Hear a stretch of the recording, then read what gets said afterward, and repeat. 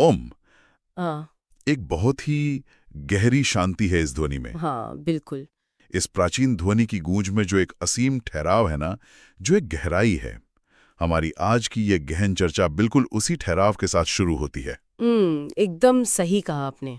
तो आज हम एक ऐसी वैचारिक यात्रा पर निकल रहे हैं जो सीधे प्राचीन भारतीय दर्शन शास्त्रों के केंद्र में जाती हैं, जिन्हें षड दर्शन कहा जाता है।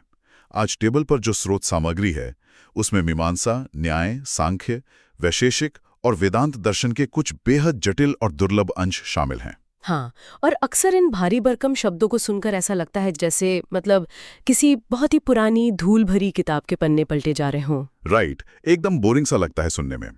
लेकिन हमारा मिशन आज सिर्फ इतिहास रचना या किताबें पढ़ना नहीं है। हमारा मिशन ये डिकोड करना है कि सदियों पहले जब कोई आधुनिक लैबोरेटरी, इंटरनेट या सुपर कंप्यूटर नहीं थे, बिल्कुल नहीं थे, तब उन विचारकों ने ब्रह्मांड के रहस्यों, भौतिक विज्ञान की गहराइयों, लॉजिक और जीवन के सबसे अंतिम लक्ष्य यानी दुख से मुक्ति, इन सब को कैसे सुलझाया था। तो चलिए इसे थोड़ा खोलकर समझते हैं, क्योंकि आज के इस इंफॉर्मेशन ओवरलोड यानी सूचनाओं और शोर शराबे से भरे दौर में ये ज्ञान एक ऐसा शॉर्टकट है जो चीजों को बिल्कुल साफ और स्पष्ट रूप से देखने का एक नया नजरिया देगा। मैं पूरी तरह से सहमत हूँ। और इस चर्चा की गहराई में उतरने से पहले यह स्पष्ट करना बहुत जरूरी है कि जब इन प्राचीन दर्शन शास्त्रों का अध्ययन किया जाता है तो ये कोई आम धार्मिक किताबें, मान्यताएं या अंधविश्वास की कथाएं नहीं है, जो कि लोगों को अक्सर लगता है। हाँ, वो एक बहुत बड़ी भ्रांति है। असल में ये ज्ञान को तार्किक और पूरी तरह से वैज्ञानिक रूप से परखने की बहुत ही सुव्यवस्थित प्रणालियां हैं। इन ग्रंथों की सबसे बड़ी खूबी यह है कि ये यह नहीं थोपते कि क्या सोचना चाहिए। अच्छा। हाँ, बल्कि ये बहुत ही बारीकी से सिखाते हैं कि कैसे सोचना चाहिए। ये मानवीय बुद्धि को तीखा करने के ऐसे औजार हैं जिनकी प्रासंगिकता समय के साथ कम नहीं हुई बल्कि और बढ़ गई है। अच्छा बात है, यही बात इस विषय को इतना आकर्षक बनाती है। तो विचारों की इस यात्रा को शुरू करने के लिए एकदम बुनियाद पर जाना होगा। मेरे दिमाग में एक बहुत ही स्वाभाविक सा सवाल उठता है कि उन प्राचीन ऋषियों और विचारकों ने इतनी गहरी सोच विचार की शुरुआत आखिर की ही क्यों? ऐसी कौन सी मजबूरी या ऐसी कौन सी समस्या थी जिसने इंसानी दिमाग को दर्शन शास्त्र गढ़ने पर मजबूर कर दिया? ये दर्शन शास्त्र के उत्पत्ति को समझने का सबसे सटीक बिंदु है। अगर हम सांख्य दर्शन के स्रोत पर गौर करें तो उसका सबसे पहला और मुख्य सूत्र ही इस पूरी समस्या को बहुत स्पष्ट रूप से परिभाषित करता है। सांख्य दर्शन कहता है कि इस संसार में हर प्राणी का केवल एक ही मुख्य उद्देश्य है। और वो क्या है? और वो है 3 प्रकार के दुखों से पूरी तरह और हमेशा के लिए मुक्त होना। तो प्राचीन विचारकों ने देखा कि इंसान जीवन भर बस इन्हीं दुखों से भागने की ही कोशिश कर रहा है। तो सांख्य के अनुसार ये 3 प्रकार के दुख कौन से हैं जिन्होंने पूरी मानव जाति को परेशान कर रखा है? सांख्य ने इन्हें बहुत ही वैज्ञानिक ढंग से बांटता है। पहला है आध्यात्मिक दुख। यह वो पीड़ा है जो शरीर और मन के भीतर से पैदा होती है। कोई बीमारी? हाँ, जैसे शरीर में होने वाली कोई बीमारी या फिर मन के भीतर पनपने वाला तनाव, चिंता, डिप्रेशन या असंतोष, ये सब आध्यात्मिक दुख हैं। राइट, समझ गया। फिर दूसरा है आदि भौतिक दुख। यह वो दुख है जो बाहरी जीवों या भौतिक दुनिया से मिलता है, जैसे किसी हिंसक जानवर का हमला हो गया या किसी दूसरे इंसान द्वारा पहुंचाया गया नुकसान या समाज में होने वाले टकराव जो बाहर के लोगों से मिले। एग्जैक्टली। और तीसरा है आधिदैविक दुख, जो प्राकृतिक आपदाओं या उन अदृश्य शक्तियों से होता है जिन पर इंसान का कोई बस नहीं चलता, जैसे भूकंप या बाढ़। बिल्कुल, भूकंप, सुनामी या कोई वैश्विक महामारी। सांख्य दर्शन का ये स्पष्ट मानना है कि जब तक इन तीनों दुखों की जड़ को खत्म नहीं किया जाता तब तक ज्ञान की खोज अधूरी है। ये तो बहुत ही लॉजिकल एनालिसिस है। कोई भी इस बात से इनकार नहीं कर सकता कि जीवन में जो भी संघर्ष है वो इन्हीं 3 दुखों से बचने के लिए है। लेकिन यहां मुझे एक बड़ा विरोधाभास नजर आता है। वो कैसे? देखिए, अगर इंसान का मूल स्वभाव दुख से बचना और सुख पाना है तो अक्सर ऐसा क्यों होता है कि जाने अनजाने में हम ऐसे फैसले लेते हैं जो अंततः हमें दुखी देते हैं? क्या दुनिया को समझने या फैसले लेने का जो हमारा मानवीय सिस्टम है उसमें कोई तकनीकी खराबी है? ये एक बहुत ही शानदार सवाल है। इंसान दुख नहीं चाहता, फिर भी दुख पाता है, क्योंकि उसके पास सत्य और असत्य के बीच फर्क करने का सही तरीका नहीं होता। और ठीक इसी जगह पे न्याय दर्शन का प्रवेश होता है। स्रोत सामग्री में न्याय दर्शन को समझाते हुए एक बहुत ही बेहतरीन और सटीक उदाहरण दिया गया है, सर्राफ यानी जौहरी का और उसकी कसौटी का। कसौटी यानी वो विशेष पत्थर जिस पर घिसकर सोने की शुद्धता की जांच की जाती है ना? बिल्कुल वही। स्रोत में ये तर्क दिया गया है कि जिस तरह एक जौहरी बिना कसौटी के असली और नकली सोने की पहचान नहीं कर सकता, और अगर वो सिर्फ चमक देखकर सोना खरीद ले तो उसे व्यापार में भारी नुकसान उठाना पड़ेगा। हाँ, वो तो पक्का है। ठीक उसी तरह मनुष्य बिना प्रमाण के, यानी बिना ठोस सबूत या ज्ञान प्राप्त करने के सही साधनों के, इस दुनिया का सही ज्ञान प्राप्त नहीं कर सकता। अगर सत्य को परखने की ये कसौटी पास में नहीं है तो जीवन के व्यापार में हमेशा गलत फैसले होंगे, और नतीजा वही होगा जो सांख्य ने बताया है, यानी दुख। एग्जैक्टली। तो फिर न्याय दर्शन के अनुसार ज्ञान को परखने की ये कसौटियां या ये प्रमाण आखिर हैं क्या? मतलब किसी भी जानकारी को सच मानने से पहले उसे किन पैमानों पर कसा जाना चाहिए? न्याय दर्शन ने सत्य तक पहुंचने के लिए 4 मुख्य प्रमाण स्थापित किए हैं। पहला है प्रत्यक्ष प्रमाण। इसका सीधा सा अर्थ है वह ज्ञान जो हमारी इंद्रियों जैसे आंख, कान, नाक के सीधे संपर्क से पैदा होता है, जो बिना किसी रुकावट के बिल्कुल सामने घटित हो रहा है। हाँ, लेकिन इंद्रियां कभी-कभी धोखा भी दे सकती हैं, जैसे रेगिस्तान में पानी का भ्रम दिखना। इसलिए दूसरे प्रमाण की आवश्यकता पड़ती है, जो है अनुमान। यह शुद्ध तर्क और पूर्व अनुभव पर आधारित होता है। कहने का अर्थ है कि अगर कार्य दिख रहा है तो कारण का लॉजिक लगाना। जैसे अगर कहीं धुआं उठ रहा है तो बिना आग देखे ही ये मान लेना कि वहां आग जरूर होगी। एकदम सही। स्रोत में इसका एक और बहुत ही सुंदर उदाहरण है पूर्ववत अनुमान का। जैसे अगर आसमान में घने काले बादल घिरते हुए दिखाई देते हैं तो हम तुरंत अनुमान लगा लेते हैं कि बारिश होने वाली है। हाँ, बारिश अभी गिरी नहीं है, लेकिन बादलों को देखकर बारिश का सटीक अनुमान लगा लिया जाता है। राइट। समझ में आ रहा है। प्रत्यक्ष और अनुमान तो हमारे दैनिक जीवन का हिस्सा है। तो बाकी 2 प्रमाण किस तरह काम करते हैं? तीसरा प्रमाण है उपमान।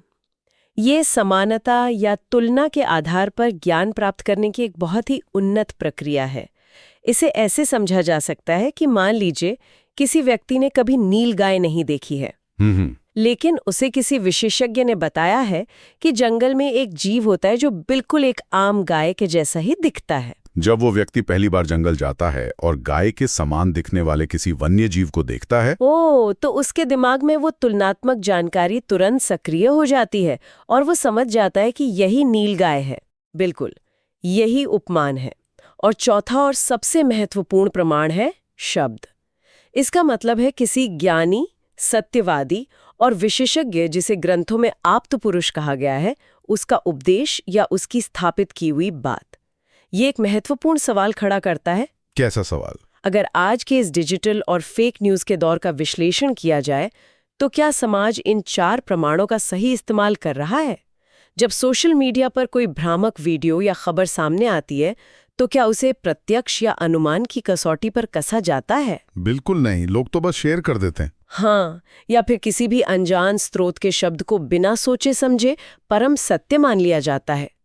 न्याय दर्शन स्पष्ट करता है कि बिना प्रमाण के लिया गया ज्ञान ही सारे दुखों की जड़ है। ये विश्लेषण आज के समय में सच में बहुत ही प्रासंगिक लगता है। ऐसा लगता है जैसे न्याय दर्शन आज के इंफॉर्मेशन वॉरफेयर से बचने का एक प्राचीन एंटीवायरस है। सही कहा। खैर, जब न्याय दर्शन से सत्य को परखने के ये शानदार औजार मिल ही गए हैं तो ये सवाल उठता है कि इन औजारों से जब प्राचीन विचारकों ने इस दुनिया को देखा तो उन्हें क्या मिला? ये भौतिक संसार आखिर बना किससे है? यहां बात सच में बहुत दिलचस्प हो जाती है। बिल्कुल। क्योंकि जब दुनिया की बनावट की बात आती है तो सीधा ध्यान आधुनिक विज्ञान, क्वांटम फिजिक्स या लेबोरेटरीज की तरफ जाता है। ऐसा लगता है जैसे ये पूरी तरह से पश्चिमी विज्ञान की देन है। ये एक बहुत ही आम धारणा है, पर लेकिन स्रोत सामग्री इसे पूरी तरह से चुनौती देती है। वैशेषिक दर्शन ने आधुनिक विज्ञान से हजारों साल पहले ही पदार्थ की संरचना और परमाणु सिद्धांत को यानी एटॉमिक थ्योरी को बहुत ही तार्किक और गणितीय ढंग से समझा दिया था। हजारों साल पहले।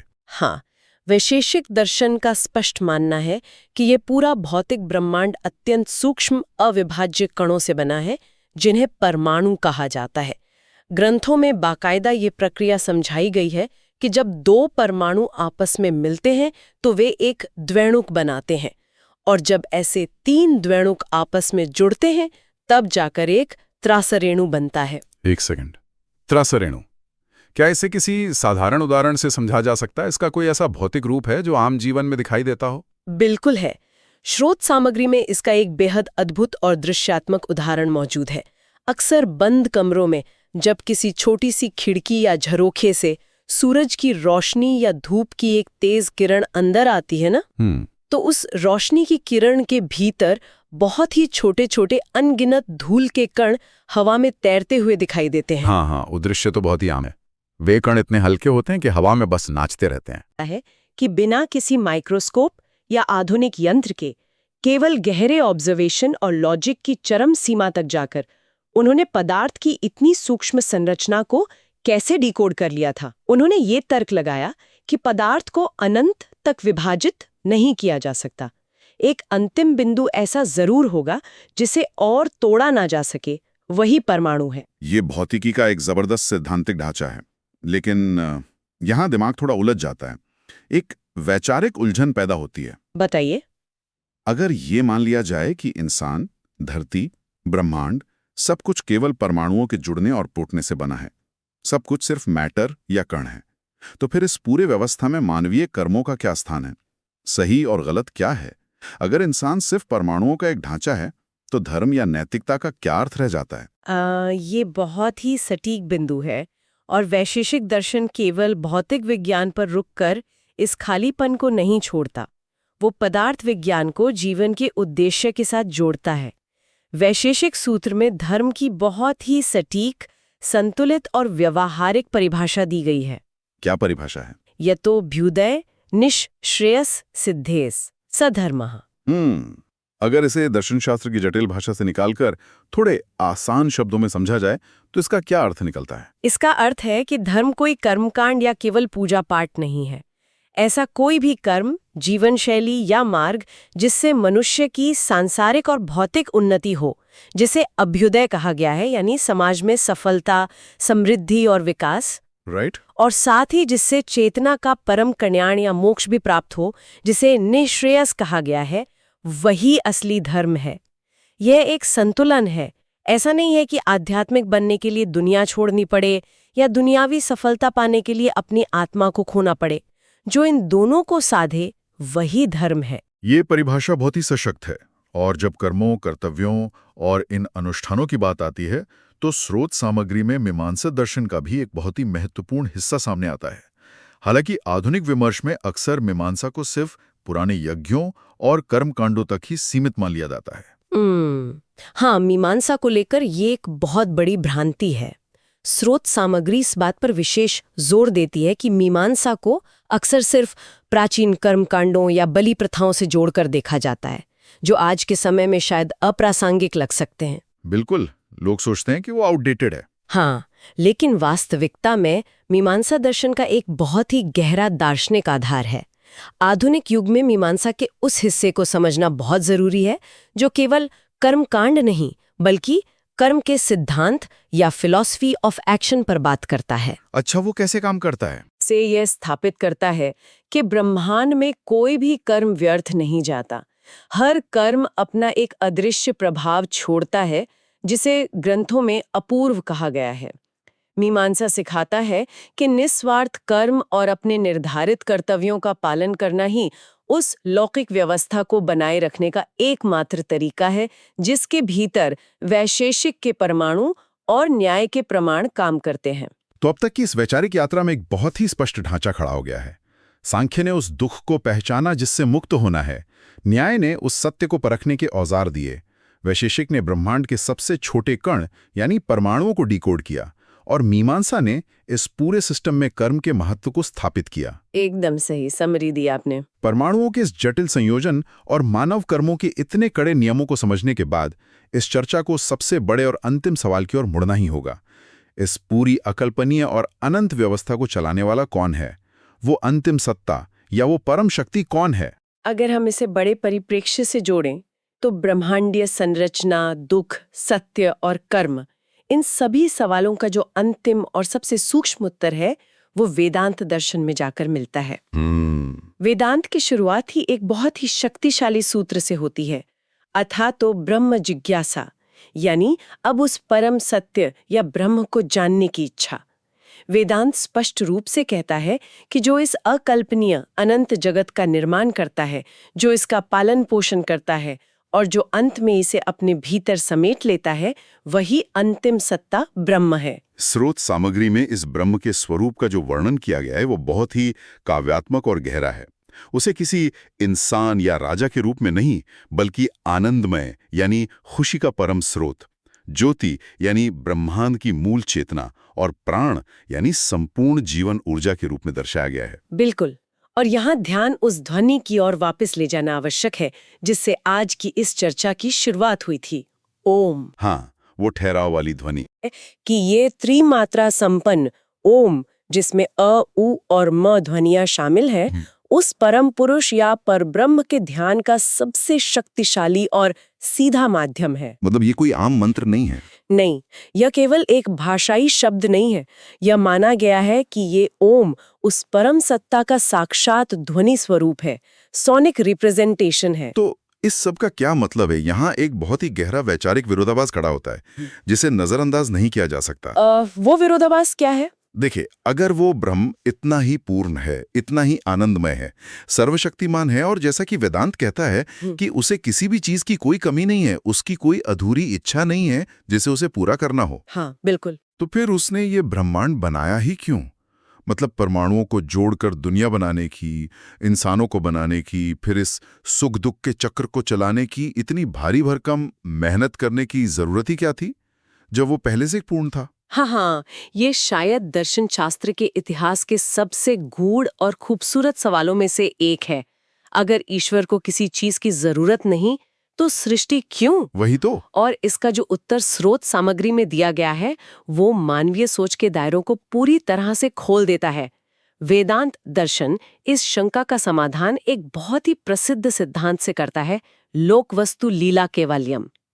ये इस पूरी चर्चा का एक जबरदस्त आहपल है। लीला कहने का अर्थ है एक खेल। जी हाँ, वेदांत यह तर्क देता है कि उस परम सत्ता ने इस ब्रह्मांड का निर्माण किसी स्वार्थ, किसी मजबूरी या अपनी किसी अधूरी इच्छा को पूरा करने के लिए नहीं किया है, क्योंकि जो पूर्ण है उसे क्या चाहिए? राइट, उसे कुछ नहीं चाहिए। इसे एक उदाहरण से स्पष्ट किया गया है, जैसे कोई बहुत ही शक्तिशाली, सुखी और संपन्न राजा हो जिसके पास सब कुछ हो। जब वो राजा चौसर खेलता है या संगीत सुनता है या कोई खेल खेलता है तो वो किसी कमी को पूरा करने के लिए नहीं खेलता। हाँ, वो मजे के लिए खेलता है। बिल्कुल, वो केवल अपने मनोरंजन, अपनी खुशी या अपने सहज स्वभाव के कारण वो कार्य करता है। ठीक वैसे ही उस पूर्ण और सर्वशक्तिमान ब्रह्म के लिए इस अनंत ब्रह्मांड की रचना करना, परमाणुओं को जोड़ना और इस सृष्टि को चलाना, ये कोई भारी जिम्मेदारी या काम नहीं है। ये केवल एक लीला मात्र है। ये उसकी खुशी का, उसके आनंद का एक सहज और स्वाभाविक फैलाव है। ओह वाह, ये नजरिया तो ब्रह्मांड को देखने का पूरा चश्मा ही बदल देता है। इसका मतलब है कि ये दुनिया कोई सजा भुगतने की जगह नहीं है और न ही ये कोई तनावपूर्ण परीक्षा है, बल्कि ये उस परम सत्ता का एक विशाल ब्रह्मांडीय खेल है। बिल्कुल। और जिस क्षण मानवीय चेतना को ये तत्वज्ञान हो जाता है कि ये सब केवल एक लीला है, तो उसके भीतर का वो सारा तनाव, राग, द्वेष और अज्ञान अपने आप विलीन होने लगता है। इंसान इस संसार में रहता तो है, कर्म भी करता है, लेकिन इस दुनिया के दुखों से वो वैसे ही अछूता रहता है जैसे पानी में कमल का पत्ता। क्या बात है। वो खेल को पूरी गंभीरता से खेलता है, लेकिन ये जानते हुए कि ये सिर्फ एक खेल है। ये एक अद्भुत और मुक्त करने वाला विचार है। अगर इस पूरी वैचारिक यात्रा के सार को आज के संदर्भ में देखा जाए तो ये स्पष्ट होता है कि हजारों साल पुराना ये ज्ञान आज की इस तेज रफ्तार जिंदगी के लिए कितना प्रासंगिक है। एकदम सही। न्याय दर्शनादि सिखाता है कि हर चमकती चीज सोना नहीं होती, भ्रामक सूचनाओं को प्रमाणों की कसौटी पर कसना ही होगा। सांख्य दर्शन रुककर ये पहचानने में मदद करता है कि असली दुख क्या है और उन्हें कैसे दूर किया जाए। वैशेषिक प्रकृति के उन सूक्ष्म परमाणुओं का विज्ञान समझाता है, और वेदांत ये याद दिलाता है कि भले ही जीवन की जद्दोजहद कितनी भी उलझी हुई क्यों न लगे, ये संसार अंततः एक बहुत बड़ी और खूबसूरत लीला है। और सबसे बड़ी बात, ये समग्र दर्शन अंधानुकरण से बचाकर एक स्वतंत्र, तार्किक और शांत वैचारिक अवस्था की तरफ ले जाता है। बिल्कुल। अंत में विचारों के इस महासागर से निकलते हुए एक सवाल पीछे छूट जाता है, जो स्रोत सामग्री के इन्हीं पन्नों से उभरता है। अगर ये पूरा ब्रह्मांड केवल एक लीला है, एक अनंत महाखेल है, और अगर हर भौतिक शरीर बस उन बेहद छोटे छोटे परमाणुओं के जुड़ने से बना हुआ एक ढांचा मात्र है, तो इस विशाल बिसात पर असली खिलाड़ी कौन है? क्या मनुष्य वास्तव में अपनी जिंदगी की चालें खुद चल रहा है, अपनी स्वतंत्र इच्छा से निर्णय ले रहा है, या फिर समय और नियति के इस अनंत शतरंज के बोर्ड पर हर कोई केवल एक मोहरा है जिसे कोई और ही शक्ति अपनी लीला के लिए आगे बढ़ा रही है? ये एक ऐसा रहस्य है जो आज भी एक अनसुलझी पहेली की तरह गूंजता है। इस बारे में सोचिएगा जरूर। आज की इस ज्ञान यात्रा और गहन चर्चा में जुड़ने के लिए बहुत बहुत धन्यवाद। धन्यवाद। सत्य की ये खोज अनवरत चलती रहे।